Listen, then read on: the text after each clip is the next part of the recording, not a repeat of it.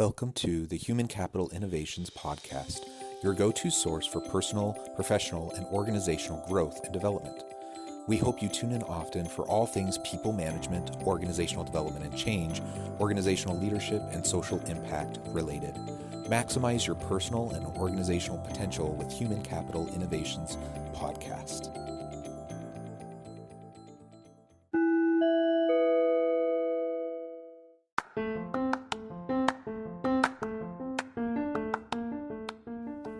Welcome to the Human Capital Innovations Podcast. In this HCI podcast episode, I talk with Laura Noel about slowing down for greater impact in your personal, family, and professional life.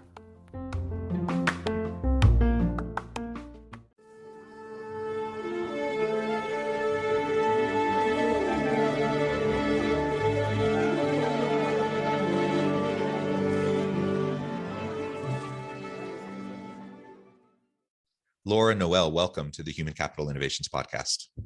Oh, thank you so much for having me. I'm excited to be here. Yeah, I am thrilled to be sitting down with you today. We're going to have a lovely conversation as we talk about slowing down in life, taking time to go through that introspection and self-reflection. I suppose the end of a year, the start of a new year is always a good time to go through this process.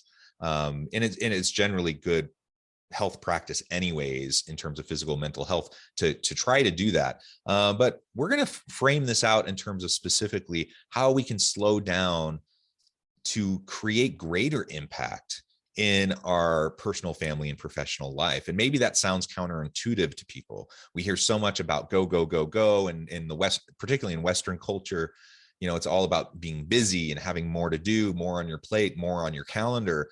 And so this idea of slowing down for greater impact may seem odd to people. But I know you have a lot of great insights to share on this, and we're going to unpack that and try to have a better understanding of how and why this is going to help us to be more successful, more impactful. As we get started, I wanted to share Laura's bio with everybody. Laura Noel is an executive business and personal development consultant who works with organizations and individuals to help streamline business processes while maximizing profits. She helps clients stretch their thinking in a way that opens them up to new possibilities. Prior to becoming an entrepreneur and CEO of her own company, Laura studied and taught personal growth, change management, and leadership for over 27 years while serving in the United States Air Force. She has helped solidify goals and improve corporate culture within government agencies, the Department of Defense, and construction, technical, insurance, and sales organizations. What a tremendous background. It's a thrill to have you. Anything else you would like to share with listeners by way of your personal context before we dive on in? Oh my goodness. Well, I have been studying what I teach. So everything that I share with people, everything that I guide clients through are practices and things that I have put myself through, that I've been coached through as well. So you're learning from my lessons in this, and I'm just really excited to share, because my life has done a complete 180 learning these principles and these concepts that I now teach. Well, that's really interesting. If you don't mind me zooming in on that a little bit, to the extent Sure. you're comfortable, Yeah. can you describe that a little bit for us? The 180 piece, like where were you, why, and how, why did you feel the need to pull that 180, and where has it brought you? Yeah. So snapshot in time in my Air Force career, I was getting promoted very quickly to the top ranks. I rose to the top 1% in the enlisted ranks. I was leading different projects and organizations. I was taking care of my father, who was terminally ill, while going through for advanced degrees. I was running marathons. I was doing that Kona half Ironman. And every time I climbed a mountain, it seemed it seemed like I had this insatiable desire to achieve more, have more, do more, buy more, but it was never enough. I never felt that fulfillment. And as a result, even though from the outside looking in, it looked like I had it all together and I was, on the path to success and achieving it, I didn't really have close relationships. I remember talking to a girlfriend of mine who is a really close friend now, but back then we were kind of close acquaintances, but she was the closest kind of to a friend that I had. And I just said, when is it going to be enough? I'm exhausted. When am I going to be enough? And I realized in that moment, in my mind, I would never be enough. There was something missing, and I was looking outside of myself for that fulfillment. And I was always in the grind. And I was searching for something, and I found my coach and mentor. And once I started working with him, I just learned the art of allowing and of slowing down. I realized that I had infinite potential inside of me, and the answers that I was seeking were inside of me and not out there. And that's when things really shifted for me. It's really beautiful. I appreciate you sharing that. And I have to admit, much of what you just said really resonates with me. Yeah. I think, I try to be mindful. I actually, consider myself an aspiring minimalist, not just in terms of stuff, things, but in terms of kind of the clutter of life. But that's not something that comes naturally to me. And I don't know if it's a matter of, like you said, a matter of like trying to prove myself to others and or to myself that I have worth, that I have value, that I'm worthy of other people's love and attention and those sorts of things. I'm not sure all of kind of the psychological background to all of that, but I know that much of what you just said resonates with me. I suspect it'll resonate with a lot of listeners. So I appreciate you sharing that. And it's not to say that we can't have goals and ambitions and we can't strive to accomplish things in life. But the question becomes, if your sole focus is to continually be hitting the next thing, you're always going for the next thing. You've never arrived. You've never given yourself the opportunity to relish in the achievements. And I think the most important and impactful thing you just said to me was the close friendships piece. Having lots of close acquaintances, that's nice. Having colleagues that you appreciate and who appreciate you, that's nice. But we all need at least, a few close friends that we can lean on, rely on, be vulnerable with. And when we don't have that, the world is a very lonely place. And it doesn't matter how resilient we are and how tough we are. We can be super tough. You were doing Ironman races and such. You're super tough, but that still takes a toll. And we're social creatures, social animals, and we need that connection. Absolutely. And I was surrounded by people. I was in the midst of everything that was happening. But every time I reached an accomplishment or a goal, I remember even finishing the half Ironman, and it was really hot that day. It was insane. And it was like 8 hours. And I thought I'd finish in 7. I never enjoyed those accomplishments. I had never done anything like that before. But once I learned, even on a basic level, how to set goals, it's not that I don't have goals. It's that my goals are much bigger. And I've redefined what success looks like. Success is not reaching the goal. Success is who I get to become on the way to the goal. And so our minds typically will only allow us to set goals we know we can achieve, which is why from the outside looking in, it seemed like I was doing a big thing, but to me, I knew that I had so much more within me.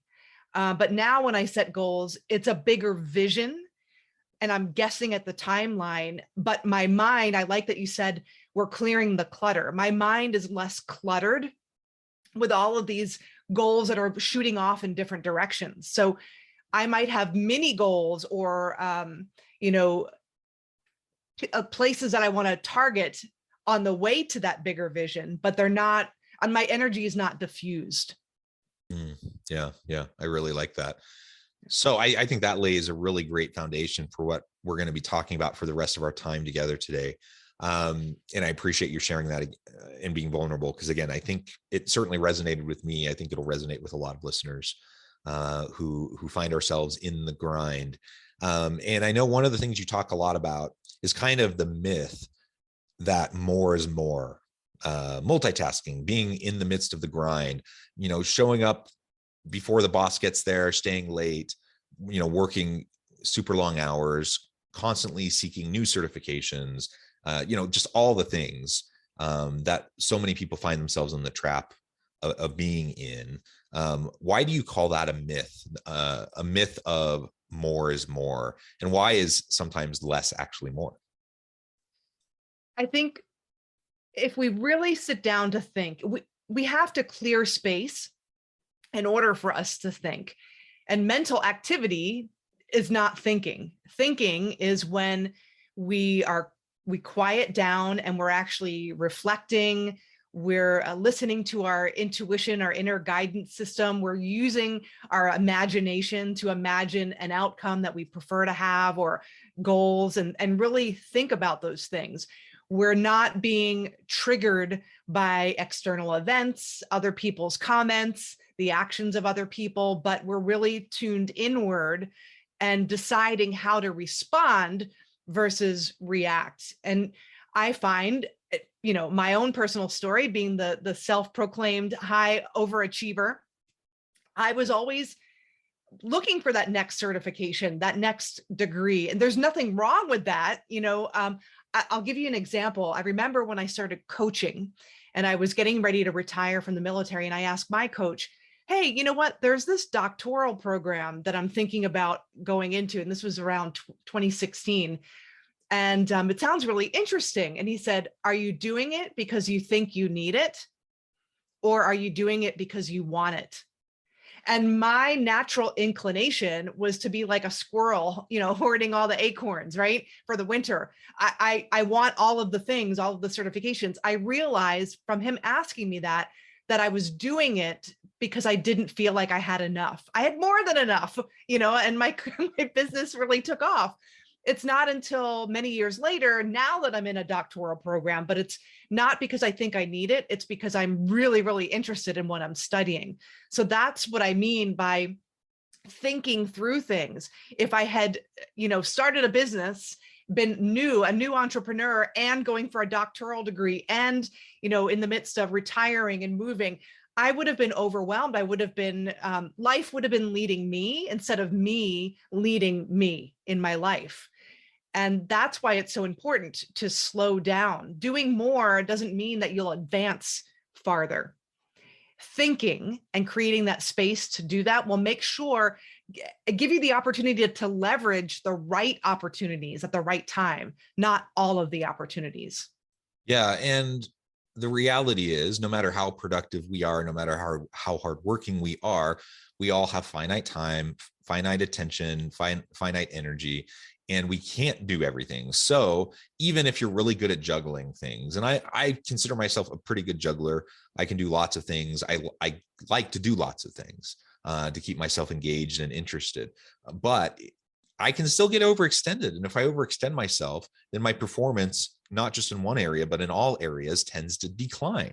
And so I think that's one of the reasons why, we talk about it. It used to be all the rage that everyone talked about multitasking, and more research started to come out and say, well, actually, if you're multitasking, you're actually just not functioning at peak level.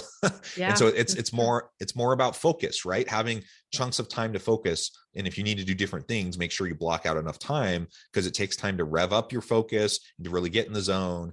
And then it takes time to shift to the next thing. And if you're constantly switching back and forth, then inevitably you're wasting a lot of mental energy, and you're just not going to accomplish as much, even if it feels good to us. It feels like we're accomplishing a lot because we're staying so busy.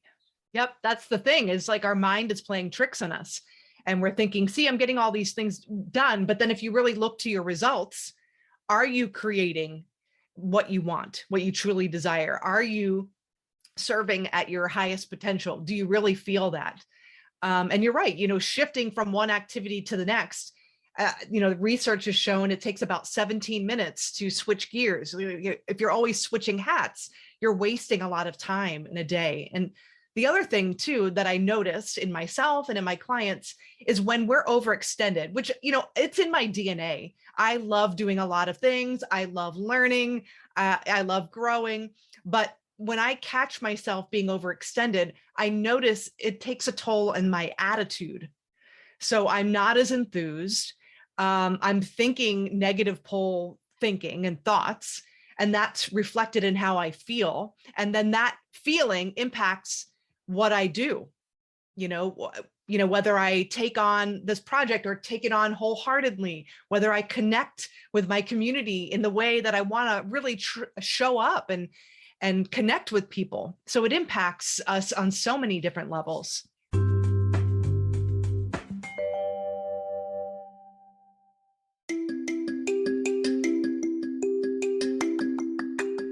I'm excited to announce the publication of my new book from HCI Press, Bluer Than Indigo Leadership: The Journey of Becoming a Truly Remarkable Leader.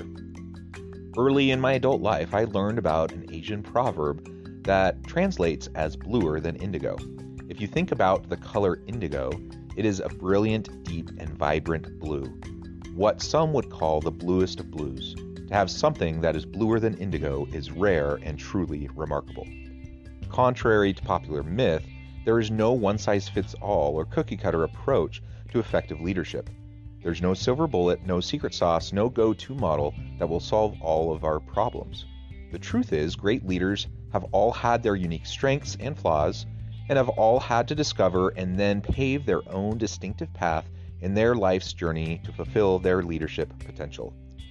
Bluer Than Indigo Leadership will help you discover your own path and explore those ordinary, everyday actions that will help you respond to an uncertain future and produce extraordinary results for individuals, teams, and organizations.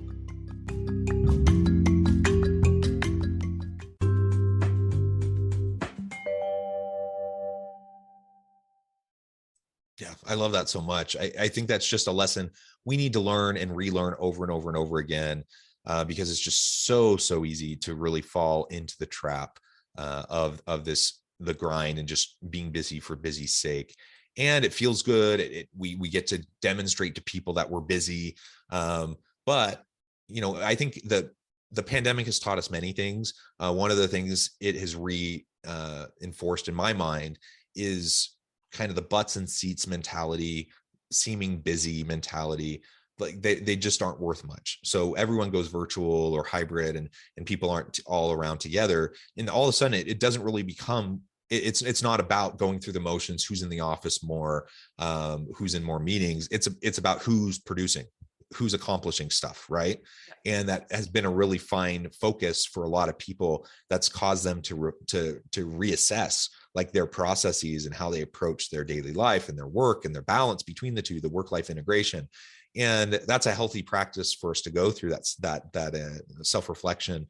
And as we've done that, I think more and more people have started to shift their paradigm. They've started to adjust the way they're thinking. And that's one of the big reasons why we're in the middle of this great resignation, or the great awakening, as some have called it. People have just realized that what they were doing before doesn't seem to work for them anymore. It's not enriching them, fulfilling them the way they want to be enriched or fulfilled. Maybe they're not doing the type of work they want to do. These are all good things for us to be able to recognize. Absolutely. I work with individuals and with teams, and some individuals are looking to reinvent themselves. And so they've taken this time to reflect. When we're in busy mode all the time, and it seems like we're doing things, it's kind of like we're getting that shot of enthusiasm, but we're not really fulfilled. We're staying busy to sort of mask what's going on. And when we stop and have that time to reflect, that's when we can really start to create change and create momentum in the direction we want to go. And so a lot of people I've noticed and worked with who are looking to maybe start their own company or become an entrepreneur, they're realizing, having this time at home, that they want to have a little more balance in their life. They're realizing what's most important to them. I mean, really, I've never heard of anyone saying at the end of their life, I wish I worked more. They want to have more connection with people, the people who mean the most to them. They wish they would have gone on that trip, or, bought that car, or done that epic adventure, or left their legacy. Those are the things that they're really reflective about. But regardless of whether somebody's working in an organization or working for themselves, if they take the time to think about, well, what's worked well this year? What's gone well? What did I love about this year? What do I love about my work? What would I love to have more of? What did I love about being home more often? What kind of relationships did I get to cultivate? What kind of hobbies did I get to pursue? You don't have to necessarily leave your job to create that for yourself. You don't have to become an entrepreneur. I've noticed people who've actually gotten clear on what would that look like in the context of my organization.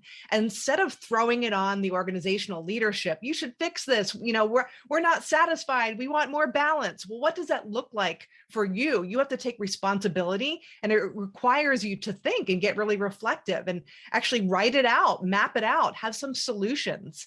And I've worked with people who've surprisingly created that, where they were working in an office and then they created the space where they were working in an office twice a week, and the rest of the time, they were able to be home, and they were single parents, and then they had that connection, and they were there for the important moments and doing the work also that was important to them. So they created that for themselves, and they were earning the income that they wanted to earn. So it wasn't at a reduction in income level. So there's all kinds of stories out there if you just really take the time, and that could be your story. If you take the time to reflect and imagine, what would this ideal situation look like? I love the company. I love the cause and the purpose that they're working towards. If only I could manifest it and create my working environment in this way and have this type of balance. So that's what I think is a beautiful thing about having this time where people are not commuting back and forth to a job, is they have the time to reflect on this. There's no like one size fits all here. Everyone has different life context and circumstances. Different types of jobs require different things. And so it's on the one hand, it's really easy for us to sit here and say, slow down, take time to reflect. You may find yourself in a job, in a role where you just feel like you're going constantly, and that you don't have a moment to stop and think. And I guess what I would suggest, if you find yourself in that kind of a situation, find even little tiny moments, little snippets of time to be able to practice some deep breathing, calm down a little bit, and just, even if it's just a couple minutes, to just slow down and to think. And then over time, you might start to find that you have bigger chunks of time, because it's amazing as you slow down, as you really take the time to think. It gives you the chance to be more strategic. It gives you the chance to develop more meaningful relationships of mutual accountability and trust. And when you do those two things, it actually starts to solve a lot of the like hectic stuff that we end up spending most of our days doing, especially as leaders. If you're in a situation where you're kind of in an environment where you're running around like a chicken with their head cut off, trying to put out fires all day long, chances are, if you can start slowly to build these opportunities to be more reflective, you're going to find better ways to approach those things so you can be proactive rather than reactive. And then all of a sudden you'll find yourself with more time to be more thoughtful, more strategic, more proactive, and developing more meaningful relationships with those around you. Absolutely. There's an exercise that I take my clients through and teams, and it really helps people think and tap into their intuition and their knowledge. Oftentimes we'll seize other opportunities, not because we feel like it's the best fit or we're aligned to it. We're seizing these opportunities because it's based on fear of losing out or missing out or having FOMO.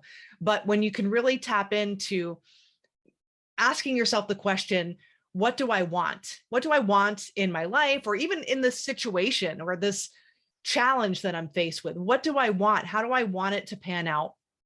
And then if you take 5 minutes to just clear your mind, quiet down, and then just brainstorm all the ways that, imagine the ideal situation, the way you want it to pan out, and then just brainstorm all the ways that you can strategize and make that happen, make that a reality. And if your brain goes to, well, that wouldn't work, or I don't have the time, or this person would never agree, get in the practice of saying to yourself, next. So you're training your brain to only look for solutions that are aligned with the outcome that you just visualized. Your mind is such a powerful gift. If we take the time to utilize it in the way that it was designed to be used, your imagination is a God-given gift. So when we use it in that way, we can tap into our intuition, and we're aligned with it. And when we're making decisions, we'll be able to make decisions much quicker, making decisions that are in harmony with what you want, instead of making decisions based on mistakes you've made in the past, what somebody else said, other people's influence, the context of the situation. We're making decisions based on what we want, and that's going to help you move a lot farther, faster. Yeah, amen. Very well said. Laura, it has been a real pleasure. I note the time. I'm going to have to let you go here in a minute. But before we close, I wanted to give you a chance to share with listeners how they can get connected with you, find out more about your work, your team, and then give us a final word on the topic for today. Oh my goodness. Well, you can find me at stretchintosuccess.com. You can also find my podcast, ratracreboot.com. And you can find me on LinkedIn. Just look for Laura Noel. You'll find me there. Message me. Let me know what you thought of the episode. I'd love to connect with you. And honestly, carving the time out for yourself, it might seem counterintuitive. It might feel like you're being selfish. But actually, when you do that, you're going to be able to serve people at a greater capacity and step into your highest potential. So claim that time for yourself, even if it's 15 minutes first thing in the morning. Claim that time for yourself, get consistent with it, plan your day, get clear, and you're going to be amazed over the next couple of weeks, over the next month, how much clearer, how much more focused you are, and how much quicker you're able to make decisions, and more effectively as well. Yeah, I love it. Laura, thank you so much. It has been a real pleasure. You've given me a lot to think about and to noodle on over this holiday break. I'm super excited to go through the process myself. I encourage listeners to do the same, to reach out, to get connected with Laura, find out more about what she can do for you. And as always, I hope everyone can stay healthy and safe, that you can find meaning and purpose at work each and every day. And I hope you all have a great week.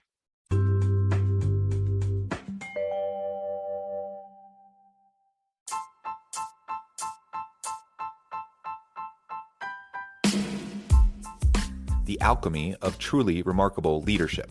Ordinary, everyday actions that produce extraordinary results. Consider how the nature of work has shifted over the past 50 years. With increased globalization, rapid technological advancement, and the shift in economic composition, the average job of today looks very different than the average job of 50 years ago. What will the jobs and organizations of tomorrow look like? Moreover, what does this all mean for organizational leaders? What are the core competencies and capabilities of organizations and their leadership that are prepared for continued disruption and geopolitical and socioeconomic shifts? Regardless of what the future holds, increasingly, leaders need to be socially minded, data-driven, decisive, champions of talent, and disruptors of the traditional notions of leadership, teams, organizations, and work. The alchemy of truly remarkable leadership will help you to explore your own leadership competencies and capabilities and consider ways to apply and implement them into your workplace and personal life.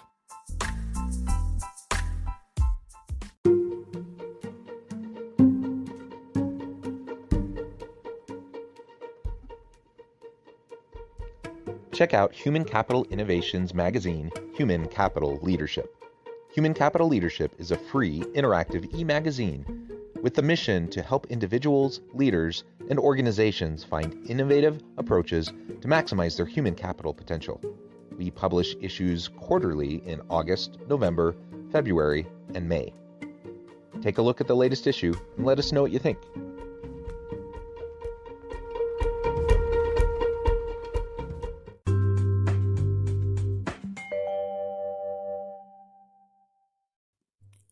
Thanks again for joining us for this episode of the Human Capital Innovations Podcast. I hope you stay healthy and safe and that you have a great week.